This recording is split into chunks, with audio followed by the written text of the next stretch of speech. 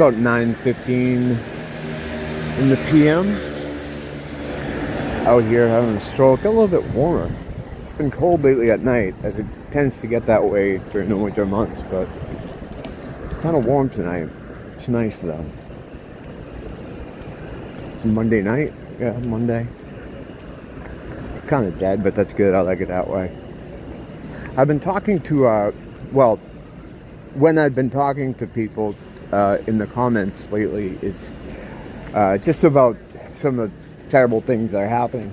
And I always kind of end, however I respond, always kind of ends off with, but we're going to be okay. We're going to make it. And I think it's important to reiterate that kind of thing once in a while, because it seems like, it's always doom and gloom. Or at least I'm always talking about doom and gloom. I hate to be a fear porn guy, and I don't think I do that, but, I talk about the stuff that's happening that day or the things I happen to see. And, unfortunately a lot of times it's negative, because there's a lot of, weird shit going on. A lot of negative shit going on. But it's important to remember that we're going to be fine. We're getting out of this thing just fine. It's not going to be bad for us. I mean, yeah, some weird things will probably happen. It may be uncomfortable here in the physical realm for us at some point, or maybe not. I don't know. It'll certainly get a lot weirder and a lot harder to understand. And there'll certainly be a lot more to talk about, especially this year. I see them starting to get these rumblings from China in these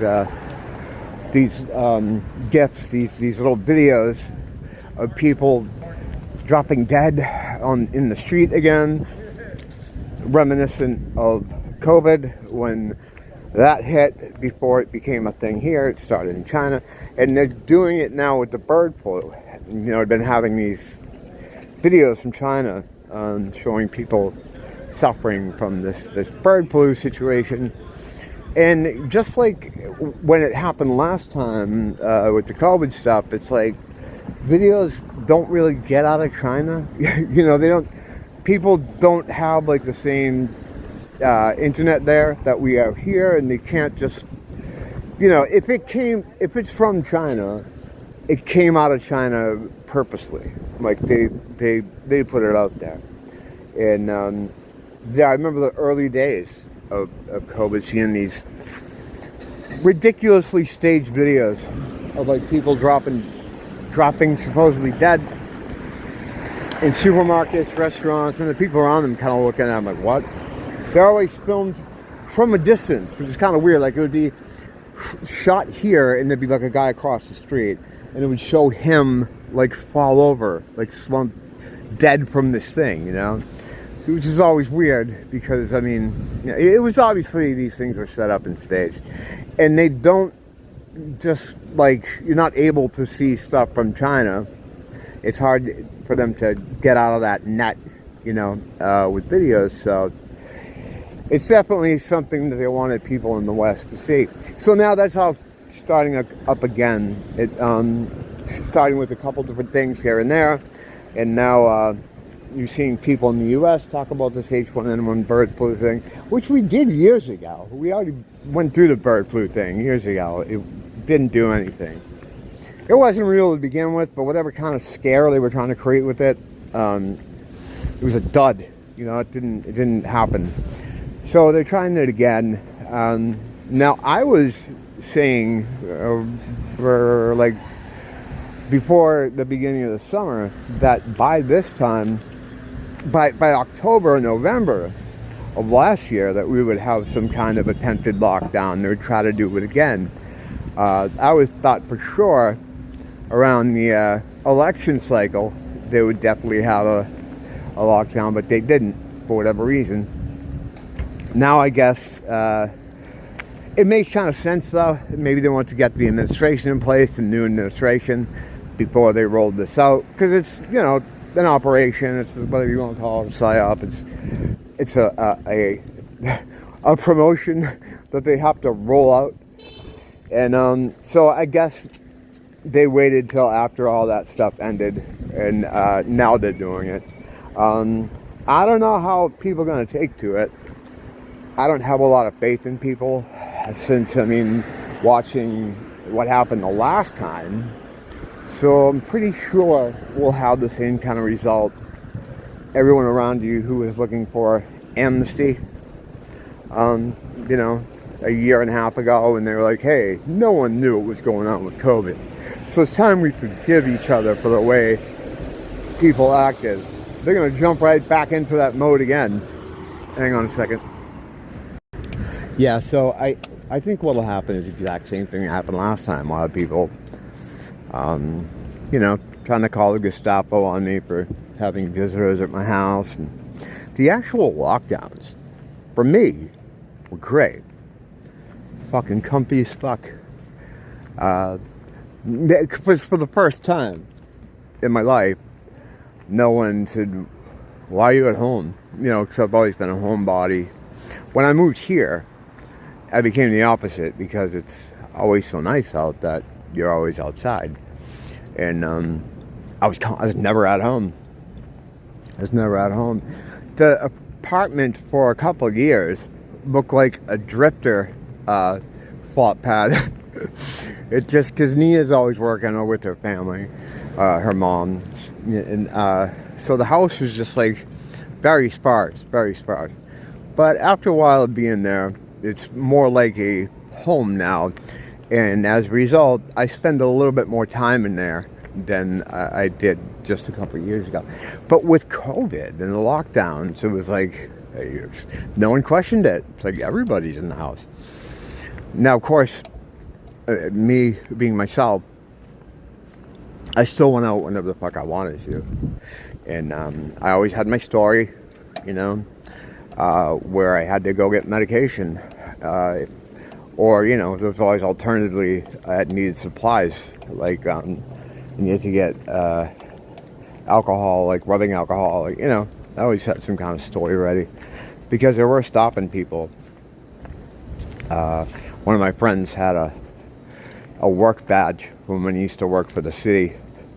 So he'd just wear that around his neck to show that he was an essential worker. And that was great. I loved that. I loved the lockdown times. I never thought we were going to come out of that. I'm like, well, they got us where they want us. Why would they ever let us up? And I think what happened is, you know, and I've explained this before, it kind of worked too well.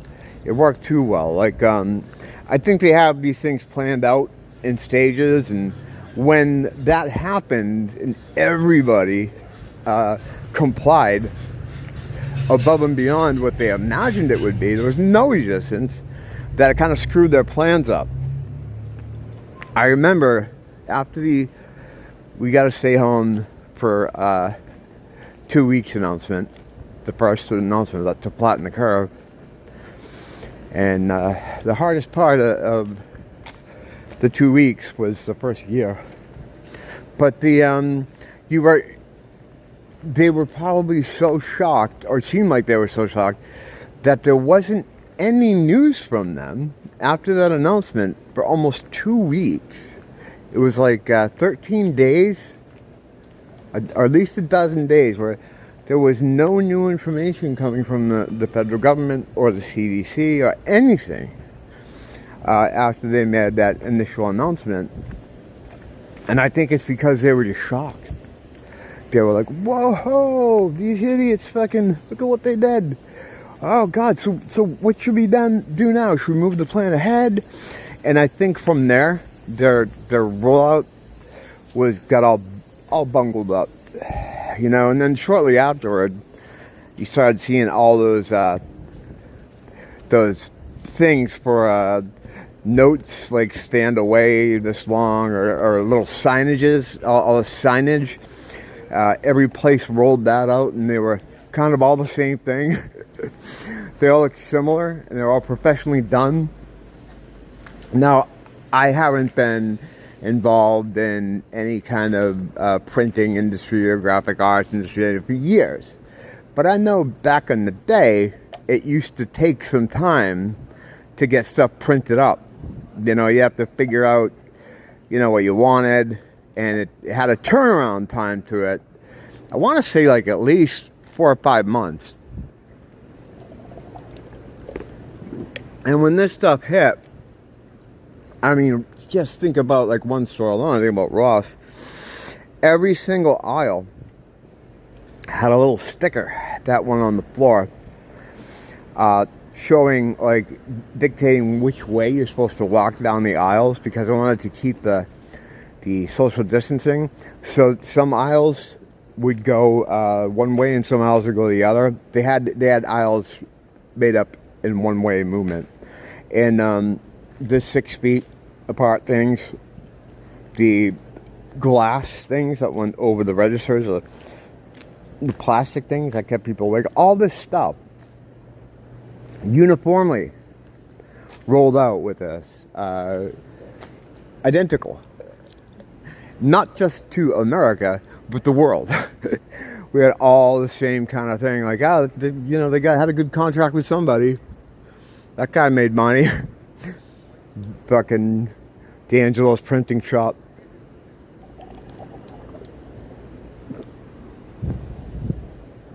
Excuse me. Boomer juice. But, yeah, so, I mean, I think they rolled that stuff out faster because they needed to. You know, I think they had another timeline plan. This is just my theory. Because of the stop and start nature of the information and the way, they love telling people what to do. But for, like I said, for almost 2 weeks, there was just silence. It was radio silence.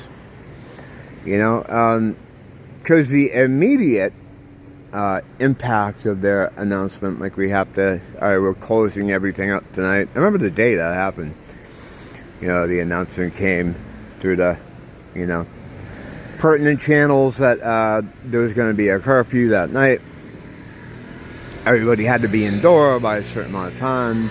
I went down and met Nia at her work, and it was a surreal feeling, you know, surreal.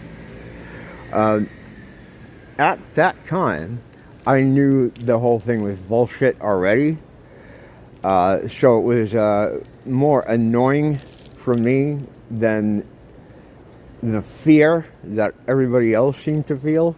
It was unprecedented. My dad was shaken. Not like physically shaken. I mean, like it kind of shook his world to see this happening. I remember he used to write letters. He's into writing letters, which is great. I mean, that's something that's been a lost art, you know. And I should have wrote back to him, but I'm kind of a dick. But he wrote a letter. You're talking about what's going on. It was for my birthday or something. And he was like, the world feels really surreal. I'd never seen anything like this before. And my dad usually doesn't talk like that. So I could tell he was a bit shaken by it.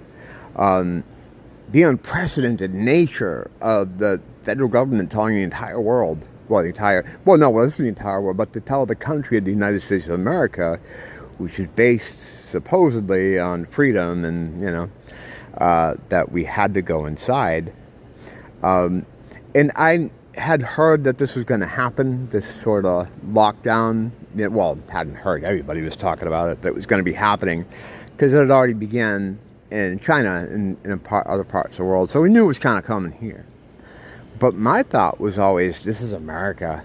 No way are people going to fucking do that. They're not going to, no way. Everybody did. Almost to the man. Just said, okay. There were people that kind of pushed back against it, of course. There was a guy, how you doing? There was a guy in this building right here. He hung the American flag out of his window. It's probably not there anymore. And he put his amps in the fucking, he was a guitar player, put his amps in the windows and would play the and the cops would show up, talk to him, whatever. A couple of days later, same thing.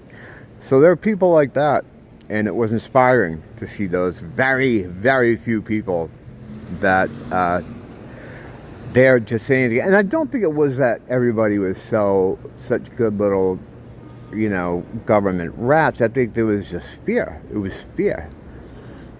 Fear will override all the other emotional spectrum. It'll put you in a position where they can get you to do anything. Fear will make the human being do almost anything.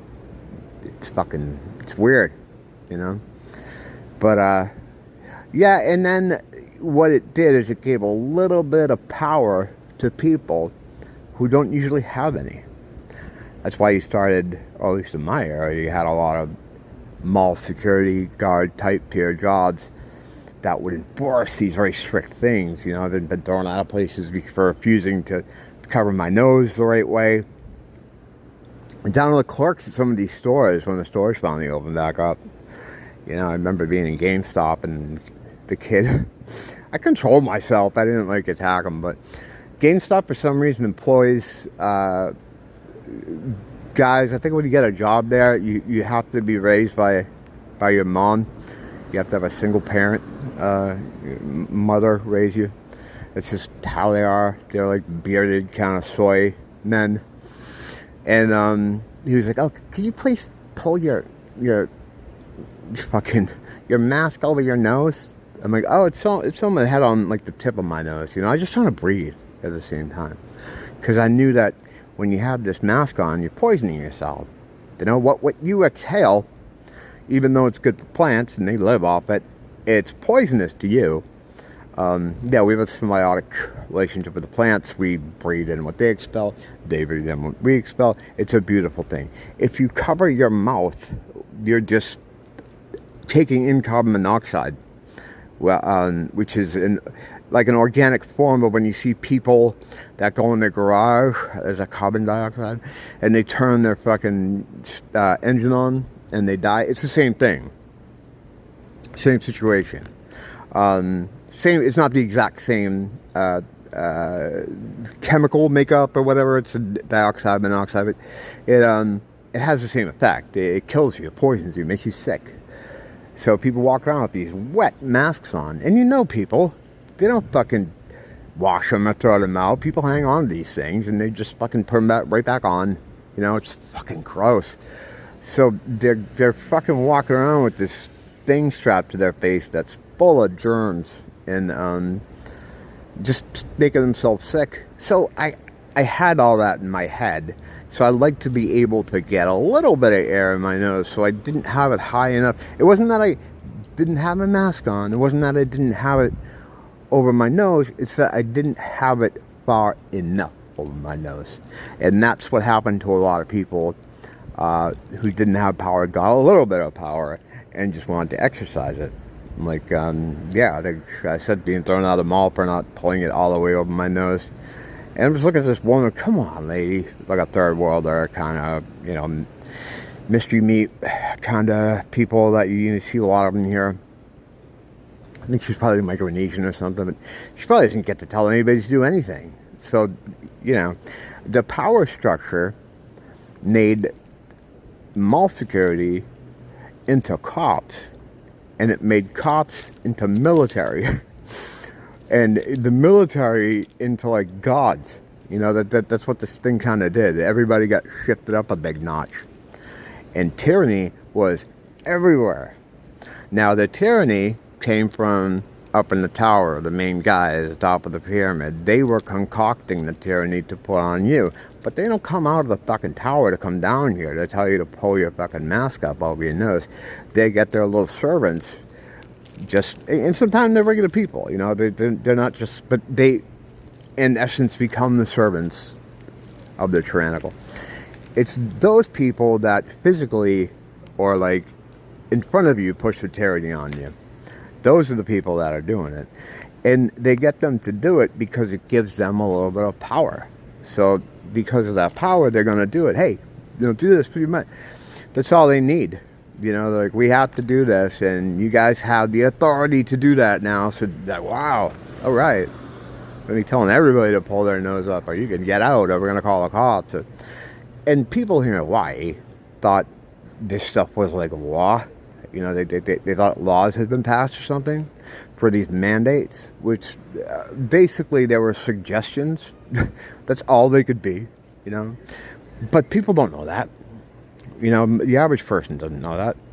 So they were taking this stuff as gospel, and you're a lawbreaker and a criminal if you didn't stand 6 feet, if you didn't wear the face diaper, if you didn't sign in when you go to fucking hojos. You know, just sign the fucking thing to put your name and your address, no information. It was crazy. It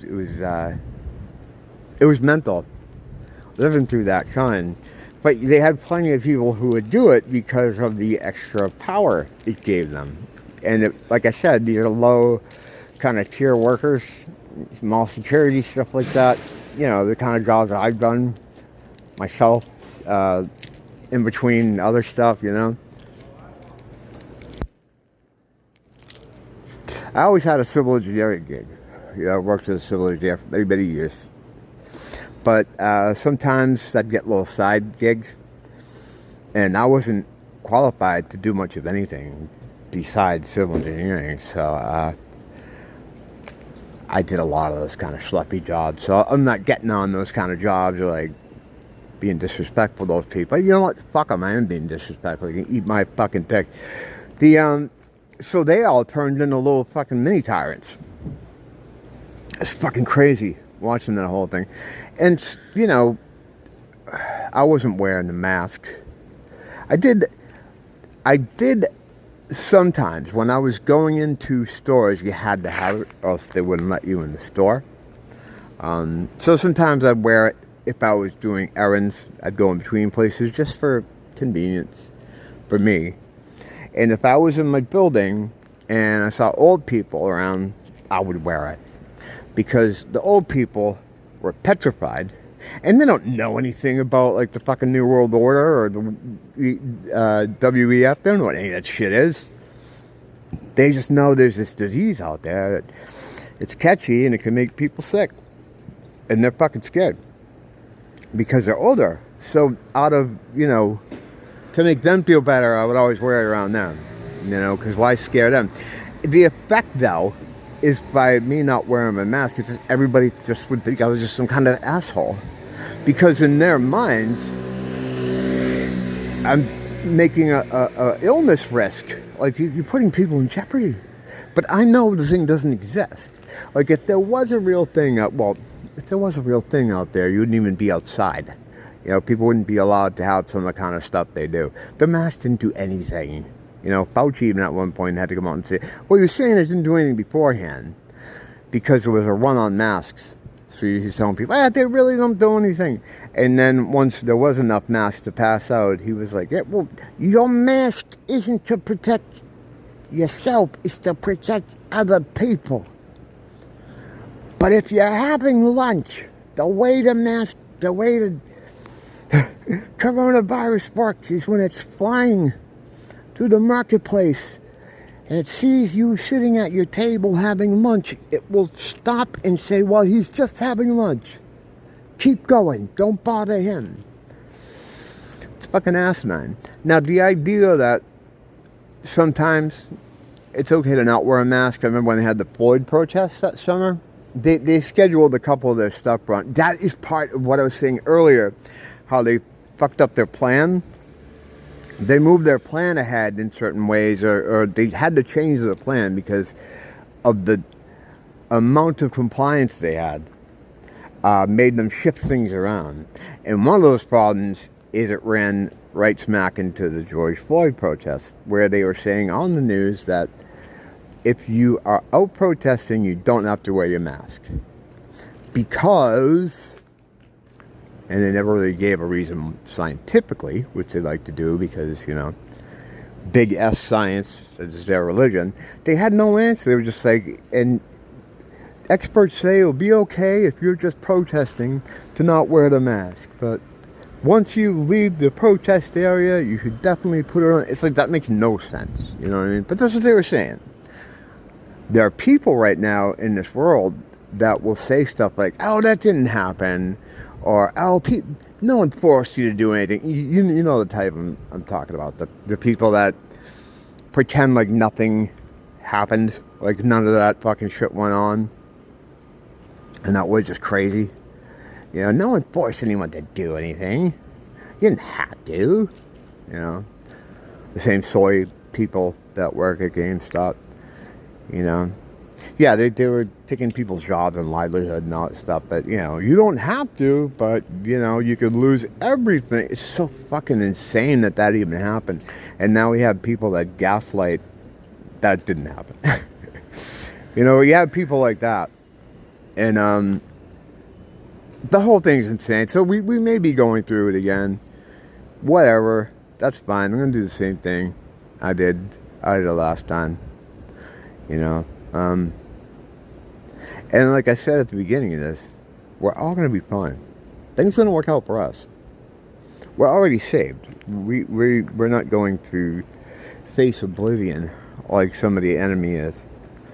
I was talking about Hollywood movies the other day, and whenever they talk about the apocalypse or post-apocalyptic, it's always depicted as the end and fire, and if it's after, it's a wasteland, because it's the end to them.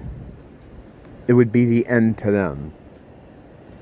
This apocalypse is the end, or what would be the apocalypse is the end. So they're trying to stave it off because they're trying to stay alive as long as they can, but they want to create the feeling that it is the end, so people will think it's the apocalypse. I think we're going to try to do some psyop nuke strike, say that a nuke went off, even though it didn't. You know, they're going to fake a nuke attack. And hey, they did it in World War II. We didn't have the same kind of media back then, but you know, Hiroshima and Nagasaki were just firebombed, straight up firebombed. It wasn't what, if it was the thing that they were saying it was, if the nuclear weapons, by and large, as they're explained to us, don't exist. Look up Galen Windsor on YouTube. It's just a fear mechanism. But if they did exist in the way they said they did, there wouldn't be people able to live in those parts of the world even now. It's horseshit. Those places that supposedly got bombed, Hiroshima and Nagasaki, they're like 1,000,000 times nicer than Chicago. You know what I mean? Or any like diverse city. Way nicer. You know, you put a side-by-side picture. It's pretty funny. Alright, I've got your ear long enough, I think, out here. I started to make a couple points and then never finished them. I know I lost a couple in there somewhere, but, you know, I'm sure we'll hit this topic and repeat all this shit sooner than later. But, yeah, thanks for dropping in. I always appreciate you guys stopping and making sure I'm still around. I haven't been picked up yet by the ice cream van. And served delicious push-ups. Remember those fucking things, push-ups? Like a little thing and you push on the bottom and the fucking ice cream comes out the top. It was like one little fucking thing of ice cream. It's like if you pushed it too hard, you lost the whole thing. The fucking ice cream. The ice cream that the ice cream man used to bring. I mean, it was cheap, you know, it didn't cost much, but I wasn't S-tier quality by any stretch of the imagination. Until next time, don't blame the teacher. Blame the school.